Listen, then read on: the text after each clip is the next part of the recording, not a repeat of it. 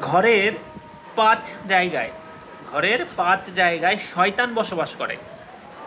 Number 1, বিছানা দীর্ঘদিন খোলা থাকলে শয়তান বসবাস শুরু করে।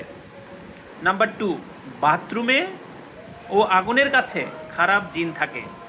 নাম্বার 3, ঘরে ঢোকার সময় বিসমিল্লাহ না বলে ঢুকলে সেই ঘরে শয়তান বসবাস শুরু করে দেয়। নাম্বার 4, আগোছালো যে কাপড় চোপড় থাকে ঘরের মধ্যে সেখানেও শয়তান বাসা বাঁধে। আবার নাম্বার 5 হচ্ছে আপনি যদি খাবারের পাত্র খুলে রাখেন সেখানেও শয়তানের আনাগোনা বা বসবাস রয়েছে। সো ঘরের এই 5 জায়গা, আপনার ঘরে এই 5 জায়গা যাতে শয়তান বসবাস শুরু করতে না পারে সেই বিষয়ে খেয়াল রাখবেন। আদারওয়াইজ শয়তান যেখানে বসবাস করে সেখানে কিন্তু দুর্ভাগ্যের সূচনা হয়।